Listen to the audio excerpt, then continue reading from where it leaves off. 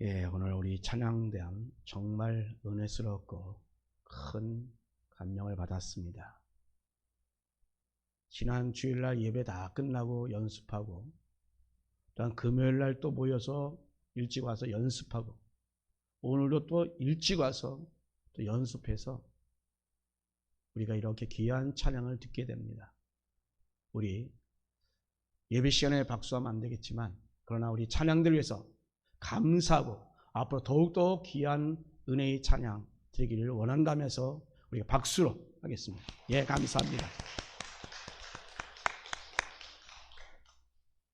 자, 여러분, 오늘 제목은 우리의 삶이 빛과 소금처럼 이란 제목으로 말씀의 은혜를 받고자 합니다. 오늘 목양실에 있는데 갑자기 사모님이 올라와서 아니, 본문이 틀린 거 아니에요? 예. 그래서 아닙니다 라고 대답했습니다. 오늘 이 마태복음 5장 17절 20절 말씀을 중심으로 정말로 우리의 삶이 빛과 소금처럼 그러한 사역을 감당할 수 있는 저와 여러분 되기를 주님의 이름으로 축원합니다.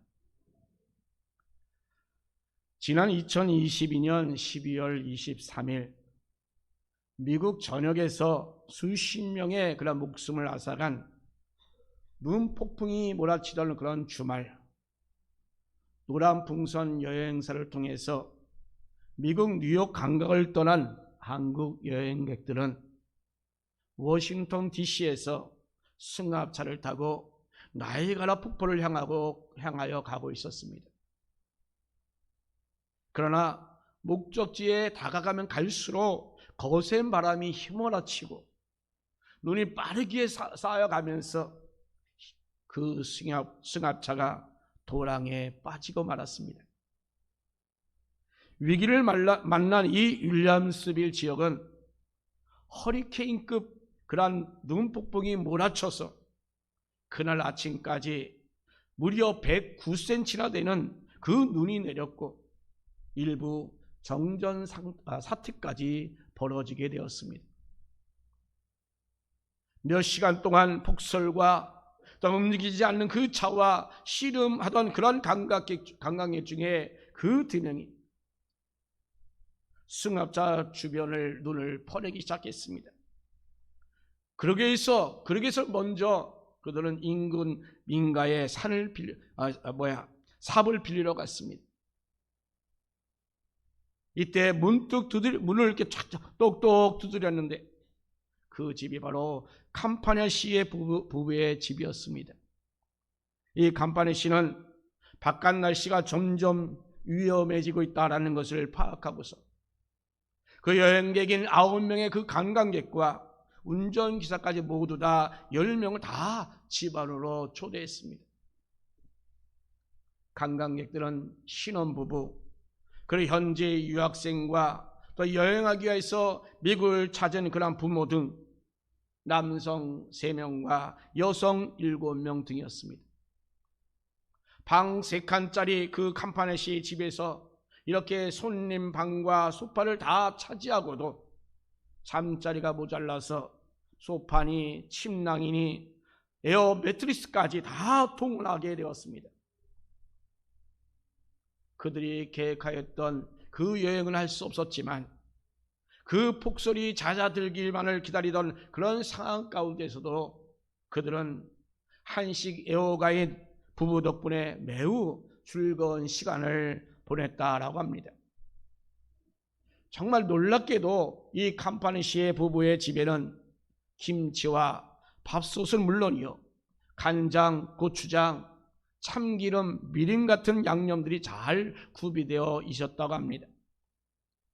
현지 유학생의 어머니가 요리를 진두지휘하면서 손님들과 함께 제육볶음, 닭볶음탕 등의 한식을 만들어서 주인 부부에게 다 대접을 했습니다.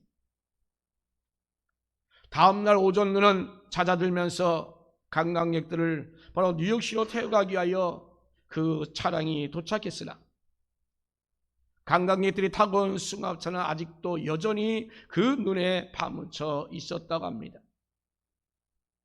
여러분, 우연히 이 여관 주인이 된 이 캄파니 씨도 절대로 잊지 못할 즐거운 시간을 보냈다라고 하면서 향후 한국을 내가 방문해야겠다라는 그 생각이 들었다라고 말했다는 것입니다.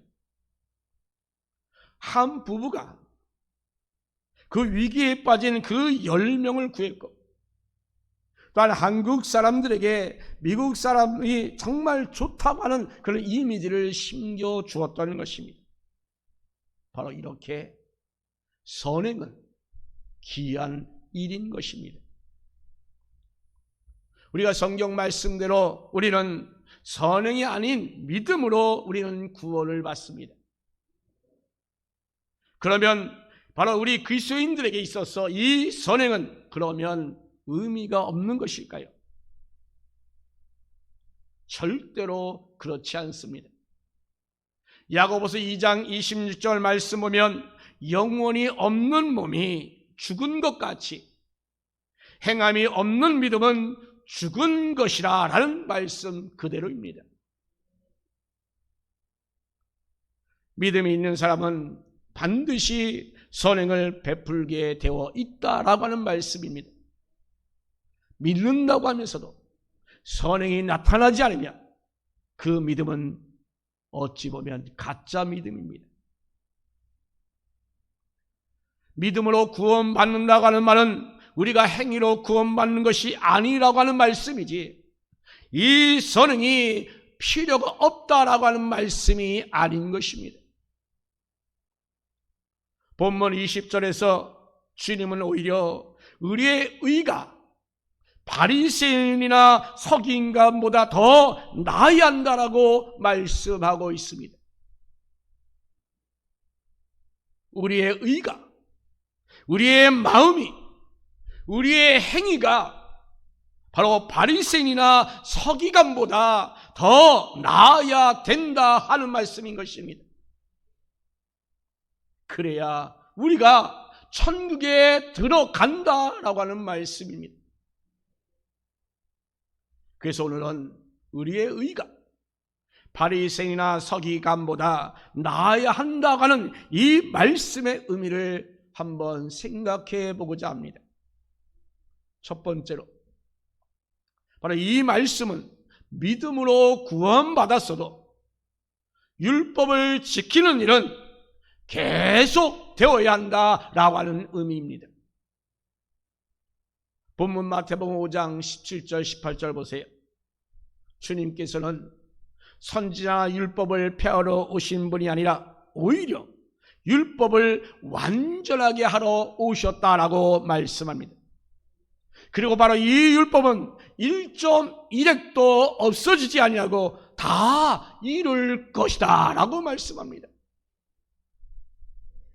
율법을 의미하는 히브리어 토라는 본래 가르침, 법을 뜻합니다. 토라는 일반적으로 창세기, 출애굽기, 레위기, 민수기, 신명기 등에 바로 이 모세가 기록한 5권 책을 가리키는데, 후에는 더 세분화돼서 바로 그 안에 있는 바로 하라라고 하는 명령과 하지 말라는 그 명령을 모두 다 합쳐서 무려 613가지의 계명을 말씀하고 있는 것입니다. 이를 최초로 분류한 사람은 12세기에 살았던 유대의 랍비인 마이오니데스였습니다. 이 사람은 모세의 오경에서 하라라고 하는 이 긍정적인 계명은 248개이고 하지 말라고 하는 부정적인 형태의 금지 계명은 365개라는 사실을 알아냈습니다. 그래서 이외의 율법은 모두 다 613개라고 말하고 있습니다. 여러분, 우리는 그러므로 1년 360일 동안 매일같이 하지 말라고는 365개를 우리에게 주신 것을 분명히 깨달아야 합니다. 우리는 그래서 하지 말할 것은 매일같이 하지 말아야 합니다. 365개. 그래서 하라는 것은 우리가 서로가 함께 둘이 함께 모여 그래서 갑절의 은혜요 더 갑절의 은혜요 그래서 248개를 우리에게 하라라고 말씀하고 있는 것입니다. 이 하라는 명령, 하지 말라는 이 명령 613가지는 모두 다 하나님과 사람을 향하는 것입니다. 그 내용을 들여다보면 결론적으로 말하면 죄 짓지 말고 선행을 베풀라라고 하는 그런 말씀인 내용입니다. 이 613가지 즉 대표적인 우리 10계명을 한번 보세요. 1계명부터 4계명까지는 죄 짓지 말고 하나님을 잘 섬기라라는 내용입니다. 그리고 5계명서부터 10계명까지는 바로 사람에게 악하게 하지 말고 선대하라라는 내용입니다. 바로 율법이 다 그렇습니다. 율법은 결국은 우리 그리스도인들이 바로 어떻게 살아야 되는지 그 기준이 되는 말씀입니다. 그러니 여러분 당연히 예수를 믿는 사람이라 한다면 반드시 우리는 율법을 지키려고 애쓰고 힘써 나가야 합니다.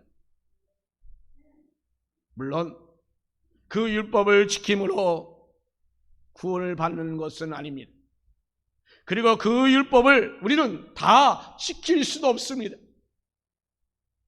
율법은 우리 예수 믿는 사람들이 어떻게 살아야 되는가를 알려주는 그런 가이드라인이 되는 것입니다. 오늘 본문에서 우리 주님이 율법을 폐하러 온 것이 아니라 완전하게 하시기 위하여 오셨다라고 말씀하셨는데 바로 이 말씀은 바로 우리를 예수를 믿고 율법을 따라 살 때에 그 율법이 비로소 빛을 발하고 율법이 가치가 나타난다라고 하는 그런 말씀인 것입니다. 그 안에는 주님께서 그 율법의 요구를 이루어 율법을 완성했다라는 그런 의미도 포함되어 있습니다. 주님께서 이 율법을 완성했으니 우리는 그 율법을 이뤄나가는 그 행위를 하지 않다 할지라도 된다라고 하는 그런 말이 아닌 것입니다. 여러분, 말씀대로 살아야 하고 주님 뜻대로 살아야 한다라고 하는 말씀인 것입니다. 그래서 우리는 구약을 무시해서는 안 됩니다. 가치 없는 것으로 절대 여겨서도 안 됩니다. 물론 제도나 절기 같은 것들은 주님이 십자가로 완성하였기에 우리가 다시금 드릴 필요는 없습니다. 그러나 이 구약의 말씀과 율법은 지켜야 합니다. 두 번째로 우리는 율법을 지킴으로 진정한 큰 사람이 될 수 있습니다.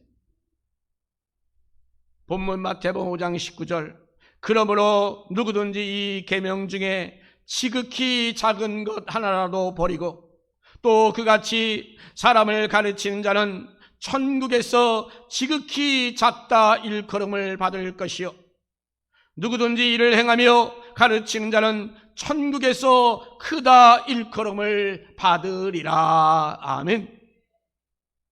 여러분, 세상에서도 그렇고 성경에서도 보면 누가 큰 자냐라는 이 논쟁은 항상 있었던 것 같습니다. 자, 그런데 우리 주님께서는 누가 큰 자냐라는 이 논쟁에 대해서 분명하게 확실하게 말씀을 해주고 있습니다. 마태복음 20장 26절 17절 너희든지 누구든지 크고자 하는 자는 너희를 섬기는 자가 되고 너희 중에 누구든지 으뜸이 되고 하는 자는 너희의 종이 되어야 하리라. 아멘.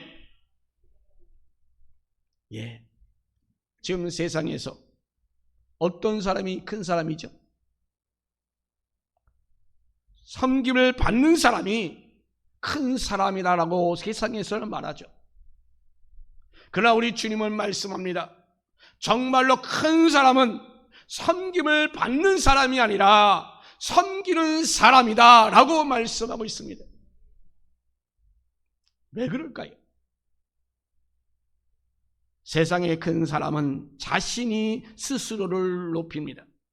물론 다른 사람들이 그 사람을 높이기도 합니다. 한마디로 말하면 사람이 높이는 것입니다. 사람이 크다라고 말하는 것입니다. 그러나 하나님은 섬기는 사람을 내가 높이겠다라고 말씀하고 있습니다. 그런데 여러분, 율법을 한번 보세요. 그리고 우리가 읽은 이 본문이 속해 있는 마태복음 5장에서부터 7장까지의 말씀을 한번 보세요. 그 내용이 다 섬기는 내용입니다. 하나님을 어떻게 섬길까? 사람을 어떻게 섬길까에 대한 그런 내용입니다. 세상에서는 섬김을 받는 사람이 큰 사람이지만 하늘나라에서는 바로 섬기는 사람이 큰 사람이다라는 그런 내용입니다. 그 이유는 자원하여 섬기는 사람은 바로 사랑의 사람이기 때문입니다. 자원하여 섬기는 사람은 믿음의 사람이기 때문입니다. 그러므로 하늘나라에서는 그 사람이 바로 큰 사람인 것입니다. 모든 사람들의 마음에는 대접을 받기 원합니다. 섬김을 받기 원합니다. 그것은 바로 우리 사람들의 본성입니다. 그런데 사람의 그 본성은 하나님의 그 뜻과는 반대되는 때가 너무나도 많이 있습니다. 자, 그렇기 때문에 여기 여보세요. 갈라디아서 5장 24절 말씀합니다. 그리스도 예수의 사람들은 육체와 함께 그 정욕과 탐심을 십자가에 못 박았느니라. 아멘. 사람이 자신의 정욕과 욕심을 십자가에 못 박고 이기심과 욕심과 탐심을 포기해야 섬길 수 있는 것입니다. 그러나 이기심과 욕심과 탐심을 여러분 포기하지 않으면 여러분 절대로 다른 사람을 섬길 수가 없습니다. 물론 여러분 섬기는 척은 할 수 있습니다. 그러나 이런 것은 금방 들통이 납니다. 조금만 어려우면 불평이 나오기 시작합니다. 조금만 힘들면 체면, 자존심이란 이야기가 나옵니다. 그렇기 때문에 여러분 이기심과 욕심, 탐심을 온전히 버리지 아니하면 우리는 다른 사람을 절대로 섬길 수가 없습니다.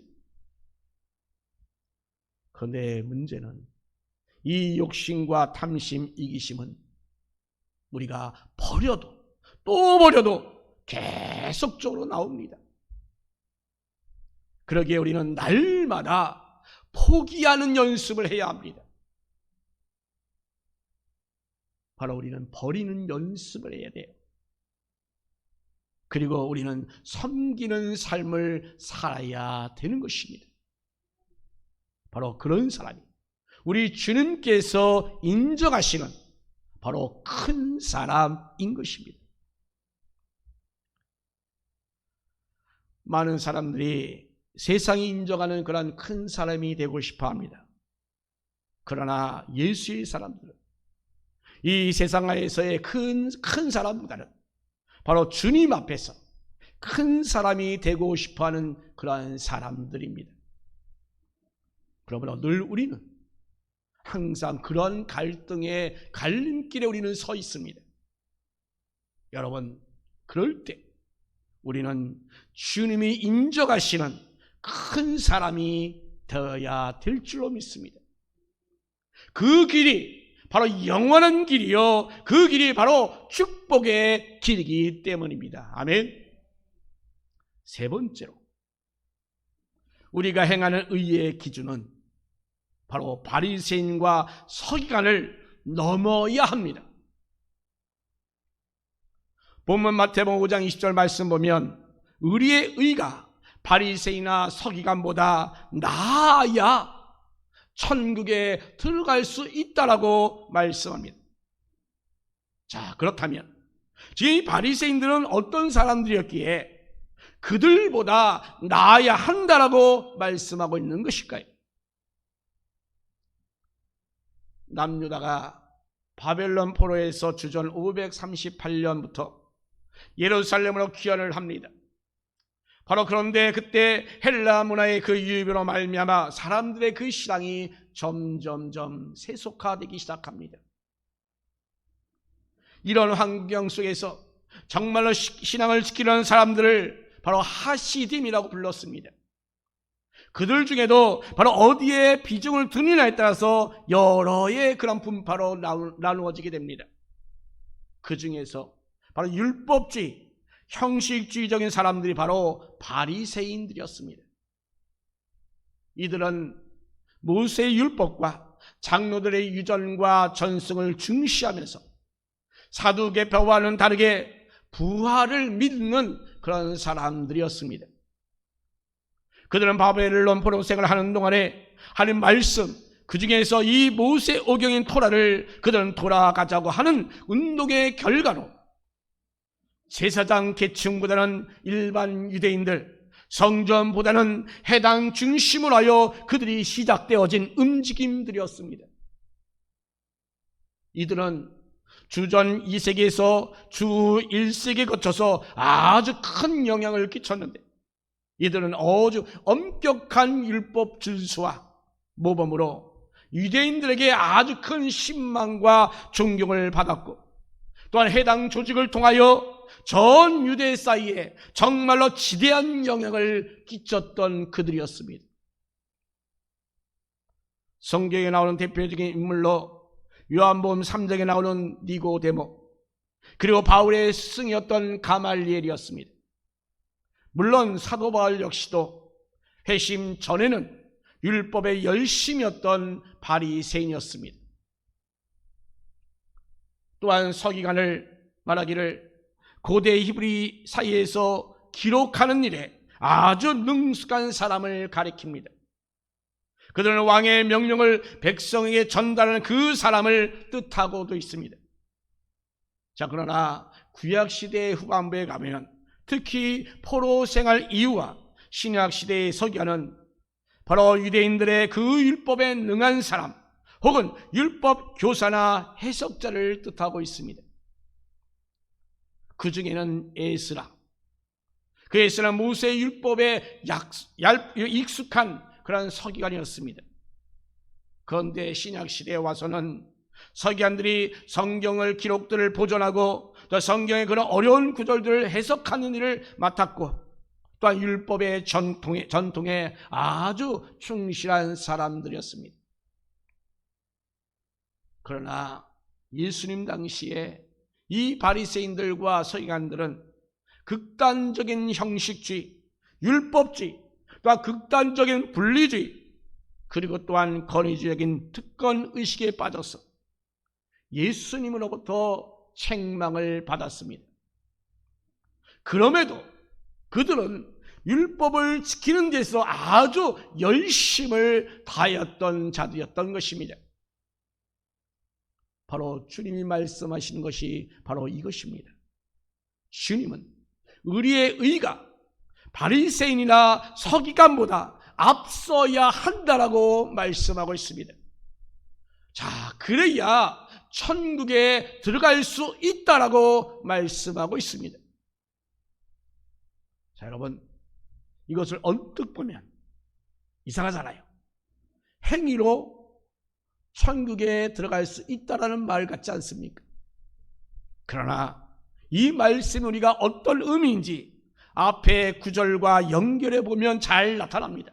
즉 구원받은 우리의 삶이 바로 바리새인보다 서기관보다 나아야 한다라는 말씀입니다. 선행으로 구원받은 것이 아니라 하나님의 은혜로 이미 우리는 구원받은 자로서 구원받은 자의 삶이 바로 바리새인보다 서기관보다 더 나아야 된다라는 말씀입니다. 여러분 구원받았습니까? 그러면 솔직히 자신에게 한번 물어보세요. 과연 여러분 구원받은 자로서 바리새인이나 서기관보다 더 율법을 잘 지키는 자들입니까? 주님의 말씀을 잘 따르는 자들입니까? 그래서 이 말씀 앞에 나오는 말씀이 뭐냐? 바로 우리가 이 세상의 빛이요 소금이라는 말씀입니다. 구원받은 우리들의 삶은 세상에서 정말 소금처럼 정말 빛처럼 살아야 한다라는 말씀인 것입니다. 우리는 그렇게 살아야 합니다. 말씀을 지키려는 그 열심이 우리 가운데 있어야 합니다. 말씀에 근거한 선한 행실이 우리 가운데 나타나야 합니다. 그래야 구원받은 사람이라는 것입니다. 그러기에 당시에 그 열심이었던 바리새인과 서기관들을 예를 들면서 이렇게 설명하고 있는 것입니다. 지난 2016년 1월 24일 제주시는 93년 기상간축 이래 최저 기온을 기록하였고 역대 세 번째로 1월 강설량을 기록했습니다. 문제는 그 폭설에 그 강풍이 겹치면서 제주공항은 1월 23일 오후부터 모든 환경비 다 결항되어서 1월 25일 낮까지 결항이 되었습니다. 여기에 풍랑주의보도 겹쳐서 제주 여객선 터미널 역시 25일까지 전면 다 통제되었습니다. 이로써 제주도는 육지와는 그 교통이 완전히 끊어져 버린 상태가 되었습니다. 당시 외국인 포함하여 약 8만 9천 명 정도 되는 그 관광객들이 지금 제주도 공항에 다 발이 묶여버렸습니다. 이때 공항 측도 방법이 없어 그저 발만 구르고 있던 그 상황에 한 남자가 이 뉴스를 보고서 노약자 아이가 있는 분들에게 우선적으로 자기 집을 제공했다는 그 글을 SNS에 올렸습니다. 그 글을 본 한 여행객이 전화를 걸자 정말로 무료로 집에서 머물게 하였고 그 심각한 상황을 알게 되자 자기 동생의 집까지 또한 제공을 했던 것입니다. 자, 그런데 이 소식이 퍼지면서 여러 곳에서 정말 놀라운 소식이 들리기 시작했습니다. 다른 사람들도 자신의 집을 제공하기 시작했고 이에 자극을 받은 다른 기업들도 비어있는 숙소를 제공하기 시작했습니다. 그리고 많은 음료와 식수 그리고 구호물자들이 공항으로 쏙쏙 도착하기 시작했습니다. 여러분, 이 한 남자의 그 선행이 불씨가 되어서 다른 수많은 선행의 그 도화선으로 연결되었던 것입니다. 바로 그로 인하여 많은 사람들이 그 어려움을 해소할 수가 있었던 것입니다. 바로 이렇게 한 사람의 그 선행이 아주 큰 영향력을 일으키게 만들었던 것입니다. 사랑하는 성도 여러분, 주님께서는 지금 바로 우리들에게도 바로 이렇게 살기를 원하십니다. 그래서 주님께서는 누가복음 그 10장의 선한 사마리아에 대한 그런 에피소드를 말씀하여 주신 것입니다. 여러분, 서론에 이미 말씀했던 것처럼 그 캄파니아 시인이나 제주의 그 한 사람이나 다 이 선한 사마리아 사람처럼 주님도 우리를 그렇게 살기를 원하십니다. 즉 빛으로 소금으로 살기를 원하십니다. 여러분, 우리가 구원받은 것에 만족하지 맙시다. 더 적극적으로 우리가 말씀을 실천하고 율법을 지켜 행하는 저와 여러분이 되십시다.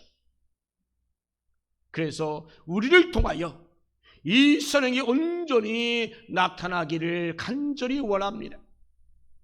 바로 그러한 삶이 바로 천국 백성이다 라고 하십니다. 사랑하는 성도 여러분, 우리의 삶이 바리새인의 의보다 더 나아야 합니다.